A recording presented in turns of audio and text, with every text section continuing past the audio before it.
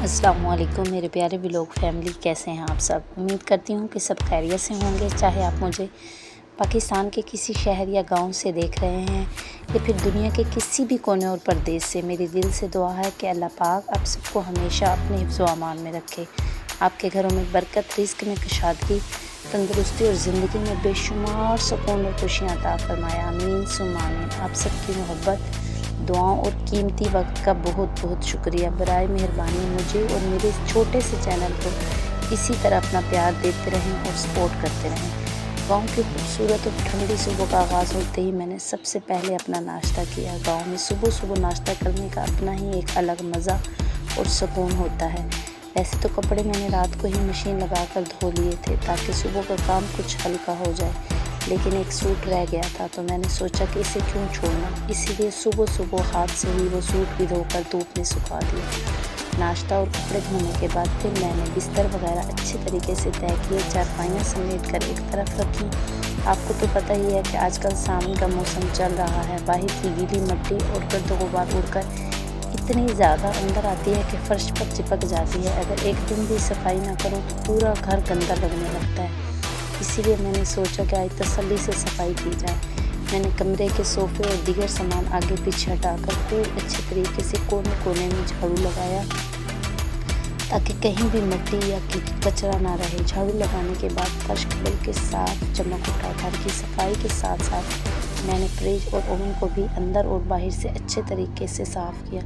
सच कहूँ तो ये काम तो खैर मेरे रोज़ का ही है, क्योंकि जब तक किचन की ये चीज़ें और पूरा घर शीशे की तरह चमक ना जाए, मुझे तो बल्कि भी तसल्ली और चैन नहीं मिलता। ये सारा मैंने कुछ करके फिर मैंने जो है ना पोछा वगैरह अच्छे तरीके से लगाया और साथ साथ मैं दोपहर के खाने की भी तैयारी कर रही थी।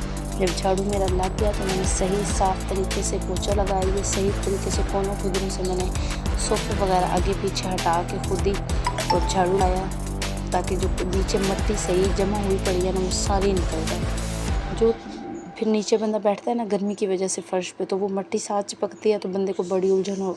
इसीलिए हम ना कोशिश करते हैं कि अच्छे तरीके से जो है ना सफाई करके रखें और आराम सुकून से जूते उतार के शाम तक अंदर जाएं, ताकि जो जिस तरीके से मर्ज़ी नीचे बैठे ऊपर बैठे टेंशन नहीं होती कि कमरा गंदा है या घर गंदा हो जाएगा, तो कपड़े वगैरह गंदे होंगे। तो फिर मैं करती हूँ तसल्ली से अपने कमरे की अच्छे तरीके से सफाई करती हूँ ताकि जो है ना सारा काम सही तरीके से हो जाए। तो ये देखें जी, मैंने झाड़ू अच्छे तरीके से लगा लिया, कचरा वगैरह बाहर मैंने इकट्ठा किया। फिर मैंने जब किचन की सफाई की ना, साथ ही मैंने कचरा भी डाल लिया। तो ये मैंने पोछे वगैरह लगाई है। आज मैंने पहले किचन की सफाई की थी, कमरे की मैंने आज बाद में की थी, क्योंकि कुछ घर वाले भी सो रहे होते हैं, नाश्ता करने लग जाएँ तो फिर टाइम ज़्यादा हो जाता है। किचन जो है ना फिर गंदी पड़ी रहती है, तो मैं कोशिश करती हूँ कि पहले सारा सही साफ़ कर लूँ कमरा, किचन, और फिर जो है ना हांडी पकाने का काम शुरू करूँ। आज तो उसको मैंने रात को ही पालक कटवा के रख ली थी। मैंने अच्छे तरीके से धो के मैंने इसको देचकी में डाल के ना ऊपर बनाने के लिए रख दिया। और मैंने जब फ्रिज खोला तो मुझे याद आया कि आज तो आटा ही नहीं पड़ा हुआ। फिर मैंने क्या किया, जल्दी जल्दी आटा गूँधा ताकि रोटियों के लिए अच्छे तरीके से आटा सेट हो जाए। सफाई का सारा काम निपटाने के बाद मैं सीधा किचन में आई। किचन में आते ही मैंने सबसे पहले बर्तन में आटा गूँध कर रखा ताकि रोटियों के लिए आटा अच्छे तरीके से सेट हो जाए।